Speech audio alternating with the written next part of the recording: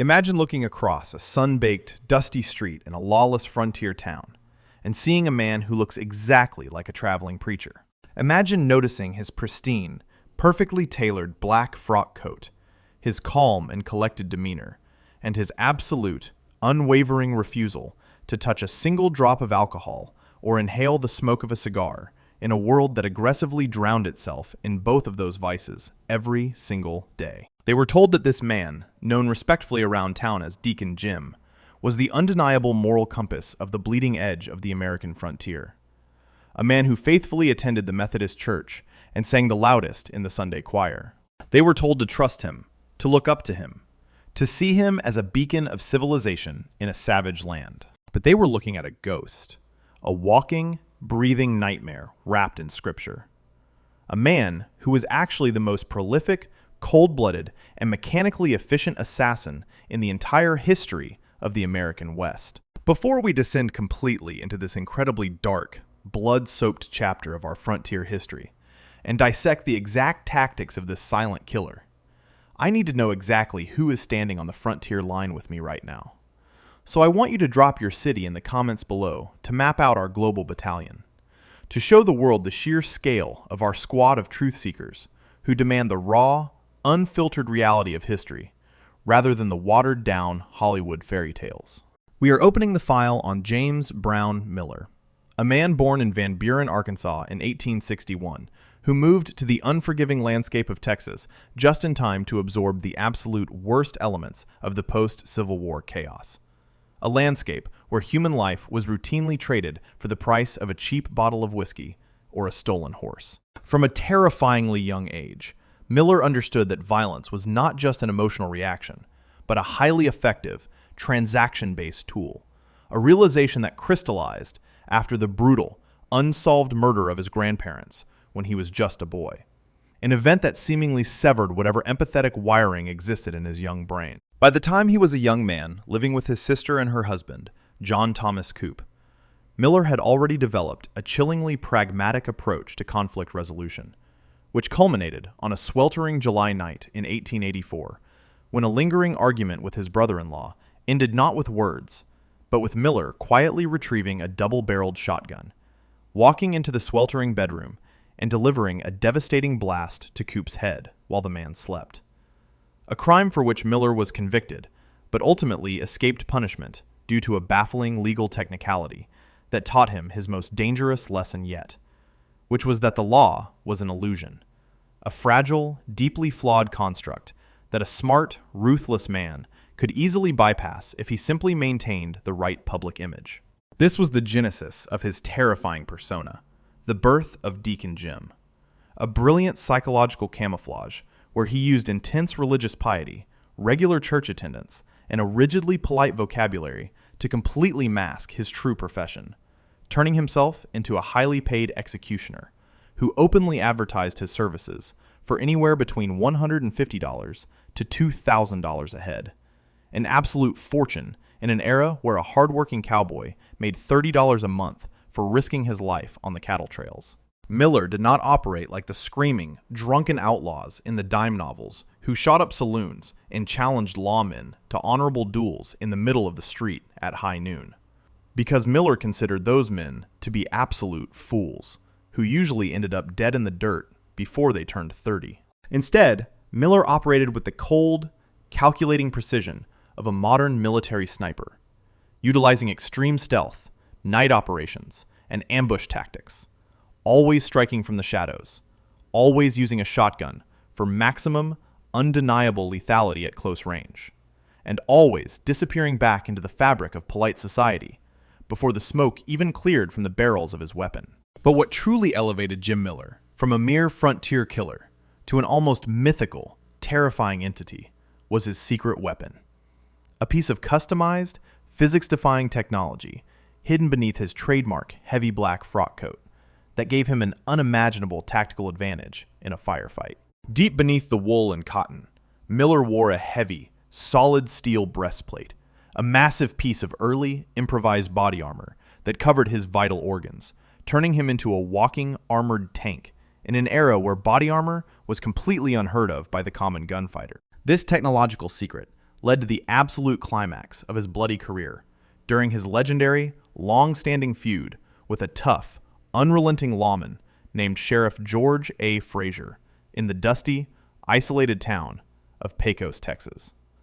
Frazier knew exactly what Miller was and had relentlessly pursued him, leading to a massive, explosive confrontation where Frazier ambushed Miller, drawing his heavy Colt revolver and firing point blank right into Miller's chest. Frazier watched with his own eyes as his heavy lead bullets slammed into Miller with enough kinetic force to drop a full-grown horse, tearing completely through the black fabric of his coat. According to the standard laws of physics and biology on the frontier, Miller should have been instantly torn apart, his heart and lungs decimated by the expanding lead projectiles.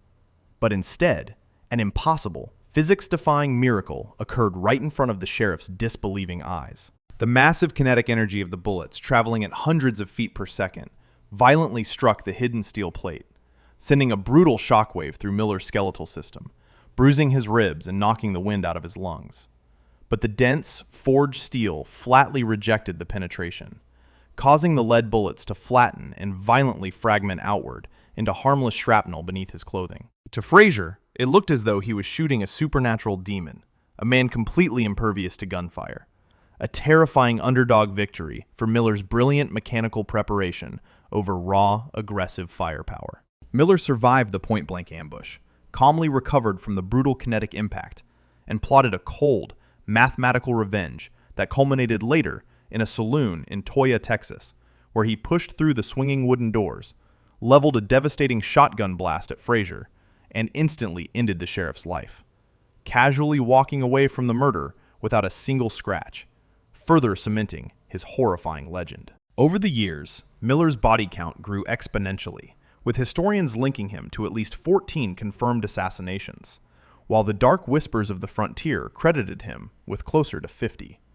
An unbelievable record of bloodshed, executed by a man who tipped his hat to the ladies on Sunday mornings and donated generously to the church collection plate. But even a mechanical, heavily armored machine of death eventually makes a fatal, irreversible miscalculation, and Miller's absolute confidence finally betrayed him in the state of Oklahoma when he accepted a highly lucrative but extremely dangerous contract to eliminate a prominent and deeply beloved former deputy U.S. Marshal named Alan Bobbitt. Miller executed the contract with his usual ruthless efficiency, utilizing his shadow tactics to end Bobbitt's life.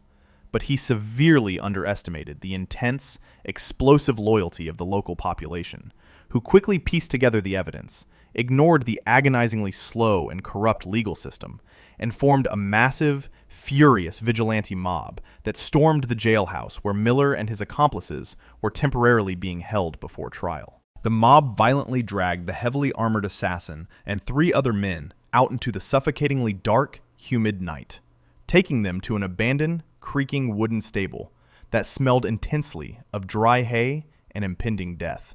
quickly throwing thick hemp ropes over the heavy overhead support beams. Even in the face of his own absolute destruction, standing on an overturned wooden box with a rough noose tightly biting into his neck,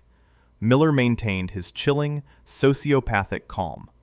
looking out at the angry, torch-lit faces of the mob without a single ounce of fear or regret in his eyes. He made only 2 remarkably calm final requests to his executioners,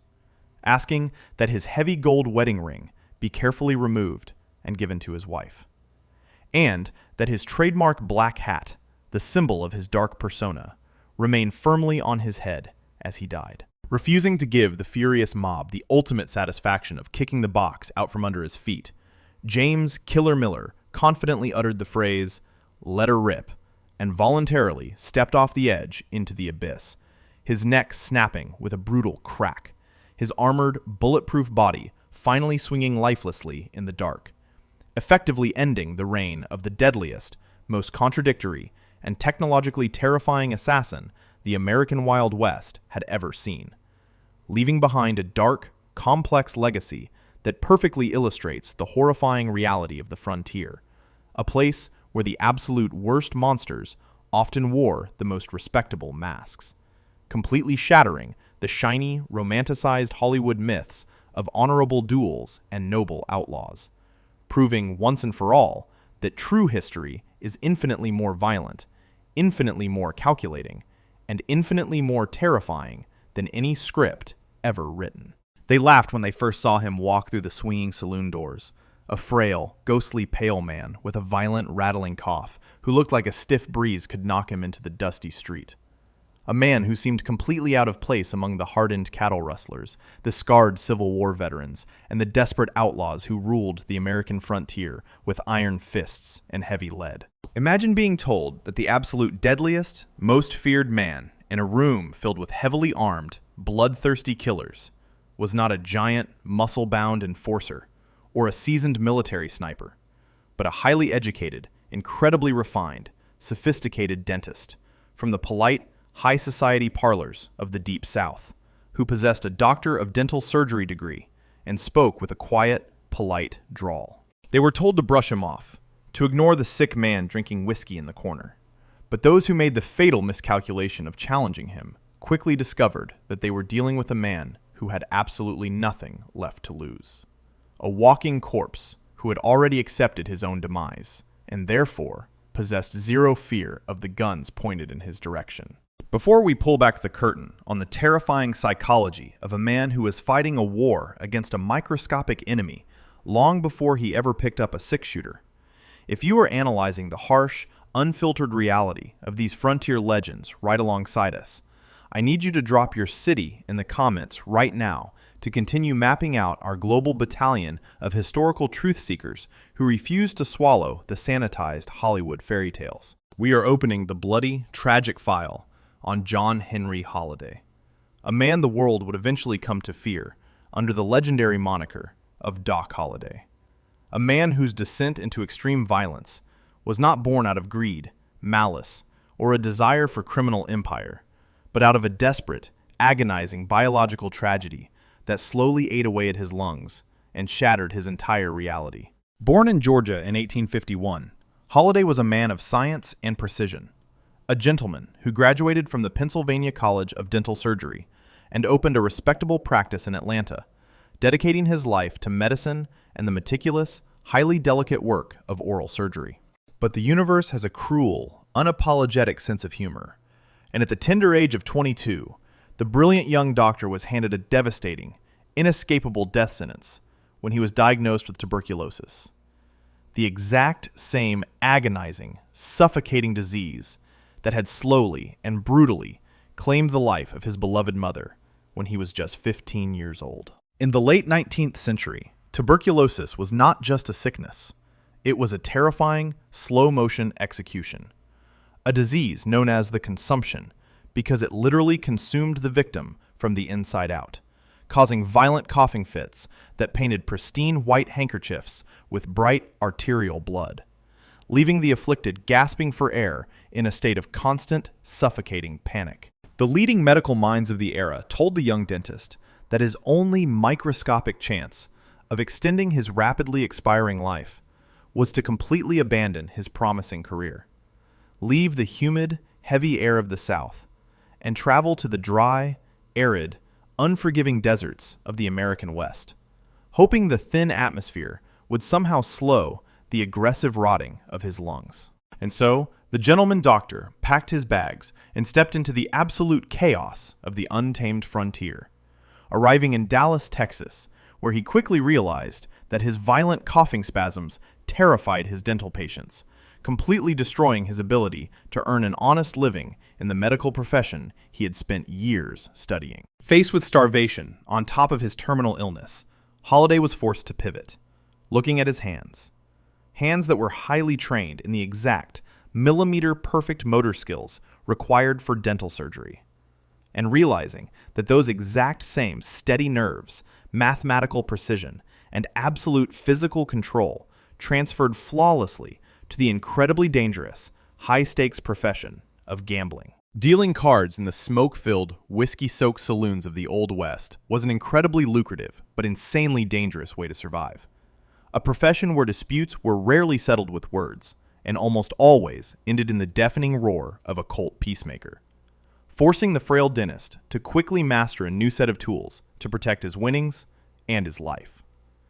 Holliday applied the exact same rigorous, academic dedication to mastering firearms and knives as he had to his medical textbooks, transforming himself into a highly lethal, mathematically precise gunfighter who understood angles, timing, and human anatomy better than any uneducated cowboy on the trail. But his true, ultimate weapon was not his speed or his accuracy. It was his terrifying, chilling psychology.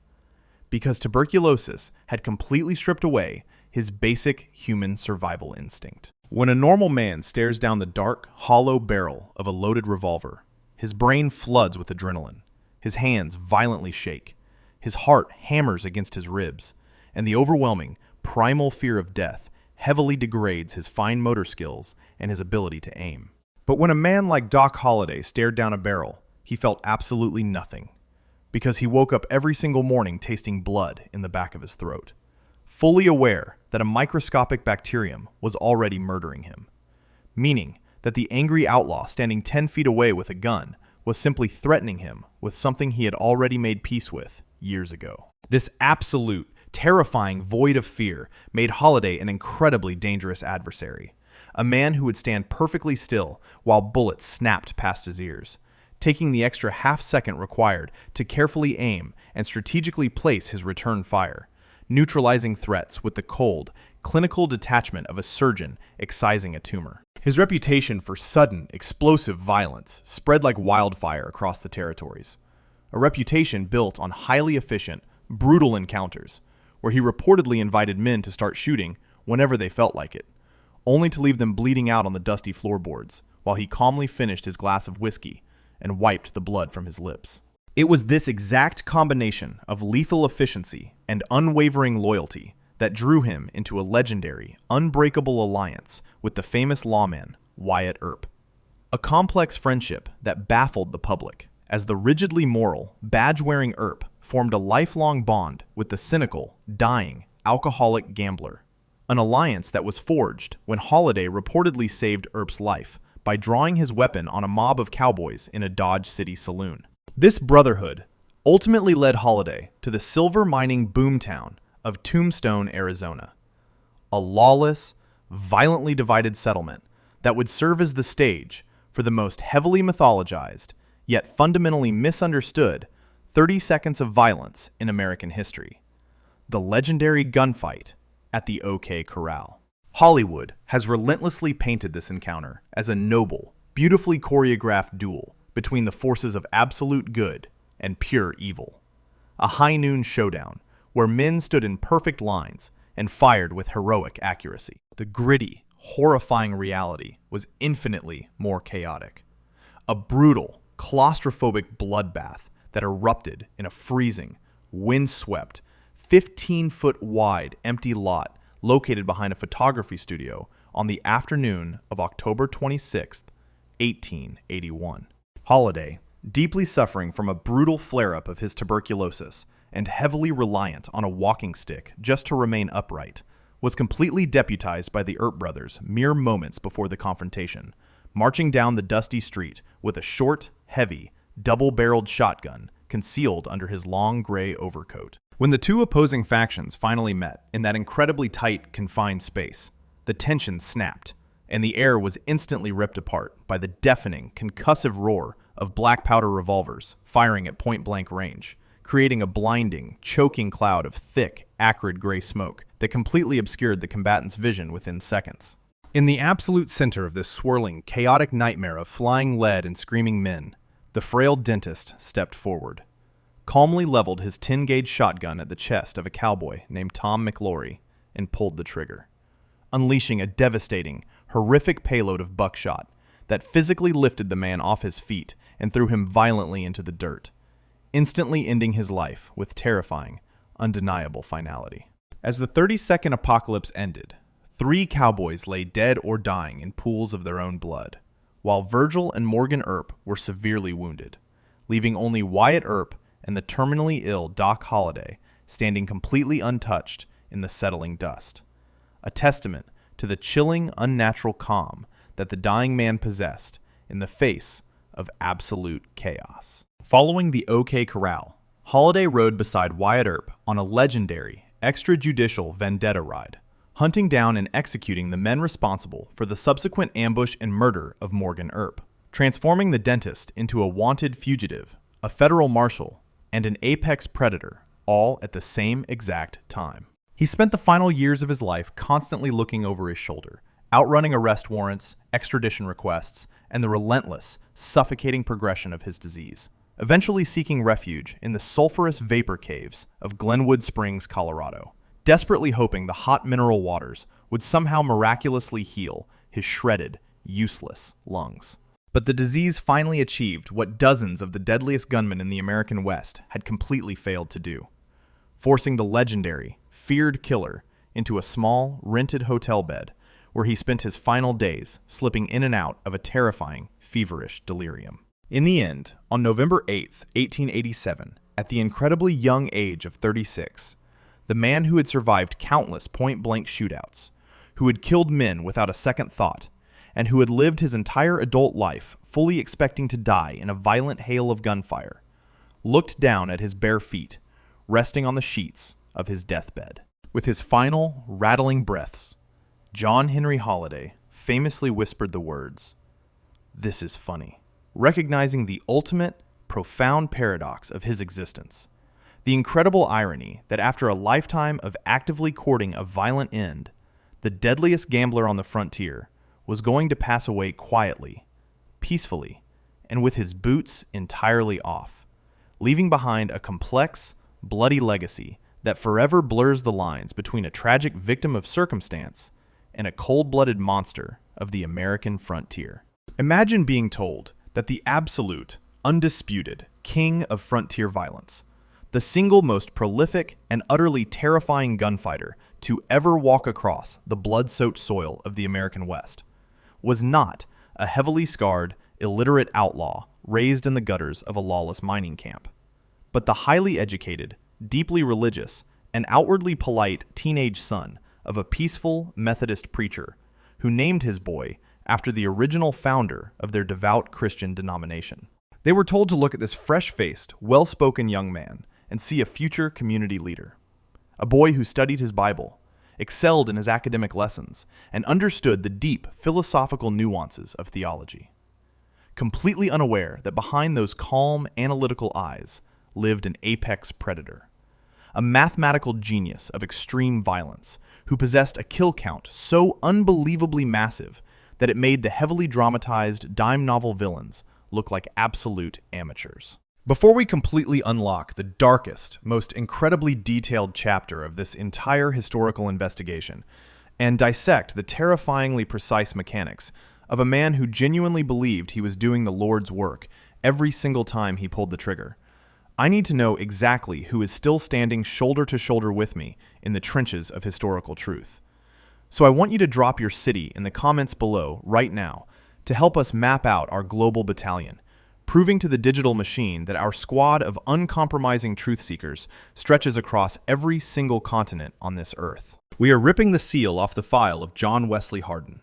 a man born in Texas in 1853 into a world that was rapidly tearing itself apart.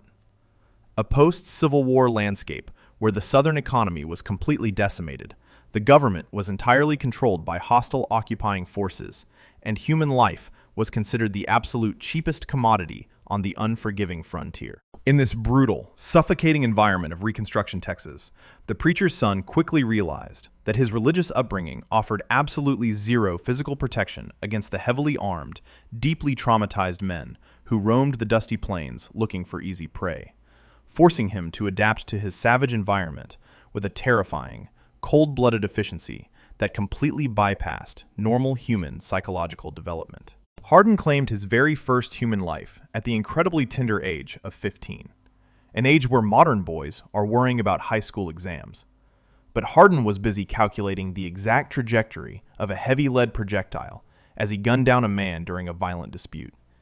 instantly crossing a psychological threshold from which he would absolutely never, ever return. Following this initial taste of lethal survival, the teenage Hardin went on the run, becoming a hunted fugitive, a ghost in the Texas brush, who began to rack up a body count that defied all logical explanation, surviving ambushes, bounty hunters, and military patrols, by utilizing a completely revolutionary, highly technical approach to the mechanics of the draw that essentially turned his physical body into a highly calibrated, unstoppable weapon of war. While the vast majority of frontier cowboys sloppily hung heavy leather holsters low on their hips, heavily restricting their natural movement and drastically increasing the time it took to bring the heavy barrel of a Colt revolver up to eye level,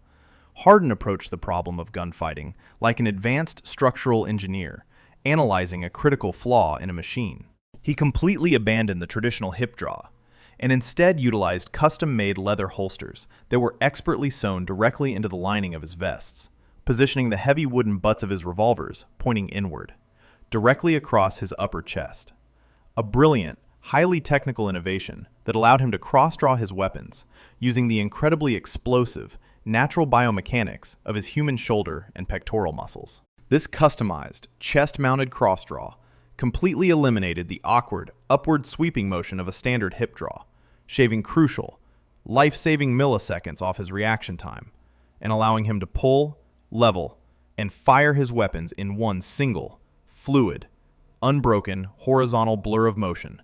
that was mathematically faster than the human eye could accurately process, giving him a devastating, insurmountable tactical advantage in every single close-quarters engagement. But the absolute climax of John Wesley Hardin's terrifyingly violent career, the specific underdog moment where his unmatched understanding of physics and kinetic energy completely humiliated the most famous lawmen on the face of the earth, occurred in the chaotic, cattle-driven boomtown of Abilene, Kansas. The town was firmly under the iron-fisted control of the legendary James Butler Hickok, globally known as Wild Bill, a heavily armed, seasoned killer who enforced a strict, absolute ban on the carrying of firearms within the city limits, a rule that the deeply arrogant, highly dangerous young Hardin aggressively and publicly ignored, inevitably setting the stage for a massive, high-stakes confrontation in the center of the dusty, crowded street. When the legendary Wild Bill finally cornered the young Texan, leveling his own weapons and loudly demanding that Hardin immediately surrender his revolvers, the entire town held its collective breath, fully expecting to see the arrogant preacher's son completely destroyed by the veteran lawman's legendary speed. But they were about to witness a physics-defying masterclass in kinetic manipulation that would go down in frontier history. Hardin looked Wild Bill dead in the eyes, feigned complete submission, and slowly pulled his twin revolvers from his chest holsters, carefully holding them out by the barrels, offering the heavy wooden grips forward to the lawman, in a universally recognized gesture of total surrender, prompting Hickok to momentarily relax his guard, completely unaware that he had just fallen into an incredibly complex, highly technical, physical trap, known in the darkest corners of the frontier as the road agent's spin. The absolute millisecond that Hickok reached out to confidently take the surrendered weapons, Hardin executed a perfectly calculated leap, lightning-fast manipulation of the revolver's center of gravity, allowing the heavy weight of the iron barrels to swing violently downward toward the dirt, while simultaneously using the precise momentum to seamlessly flip the wooden grips backward, perfectly right side up, snapping them instantly and flawlessly into his waiting palms. In the exact same, fluid, explosive, unbreakable kinetic motion, Hardin's thumbs instinctively caught the heavy steel hammers of both revolvers, pulling them back with a terrifying metallic click, and instantly transforming a completely harmless, submissive posture into an overwhelmingly dominant, dual-wielding tactical advantage, ending the spin with two fully cocked, loaded barrels pointing directly into the absolute center of Wild Bill Hickok's chest. This brilliant, mind-bending manipulation of raw physics and momentum completely froze the legendary lawman exactly where he stood, instantly neutralizing the most feared man in Kansas without firing a single shot. A terrifyingly beautiful, highly technical underdog victory of youth, advanced mechanics, and absolute psychological audacity over an established, legendary authority figure. Hardin casually backed away, leaving Hickok standing completely paralyzed in the street, having mathematically and physically outsmarted the veteran killer, further elevating his own dark legend and contributing to a staggering historical record where he claimed to have killed 44 men, while modern historians can definitively verify at least 21. A truly horrifying number for a man who always maintained, with chilling, sociopathic sincerity, that he never killed a single man who did not absolutely deserve it. However, the universe eventually balances all ledgers, and even a mathematical genius of violence cannot outrun the sheer, overwhelming logistical power of the organized state, leading to his eventual, highly dramatic capture by a massive squad of heavily armed Texas Rangers on a passenger train in Florida. A capture that was, ironically, only made possible because the hammer of Hardin's legendary Colt revolver became hopelessly snagged in his own suspenders as he attempted to execute his famous lightning draw.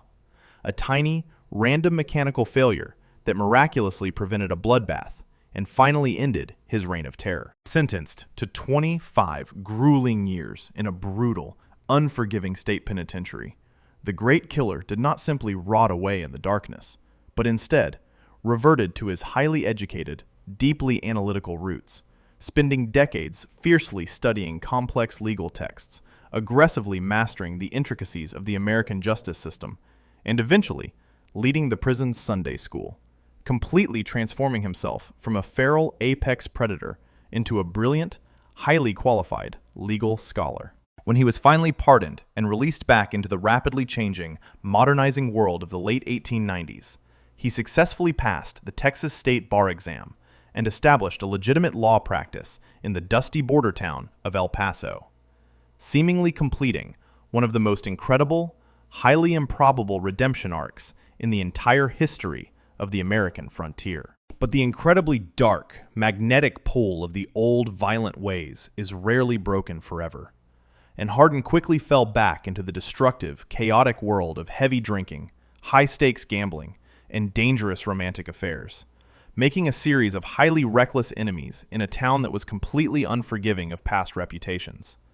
ultimately setting the stage for the deeply ironic, profoundly anticlimactic end of the deadliest man in Texas. On a sweltering August night in 1895, while the legendary gunfighter was casually standing at the bar of the Acme Saloon, deeply engrossed in a simple game of dice and completely unaware of his surroundings, an aging, corrupt local lawman named John Selman quietly slipped through the swinging wooden doors,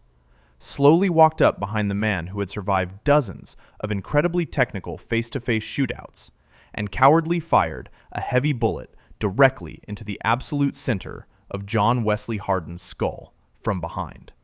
instantly ending the life of the frontier's greatest tactical genius without giving him a single microscopic fraction of a second to utilize his legendary speed. This tragic, brutally unceremonious execution perfectly encapsulates the harsh, deeply unforgiving reality of the American West, proving that no amount of advanced physics, biomechanical superiority, or terrifying psychological dominance can ever truly protect a man from a coward with a gun and an absolute lack of honor. We are currently fighting a massive, deeply existential war against a cold, calculating, algorithmic machine that actively wants to erase this ugly, brutal, incredibly complex truth of human history.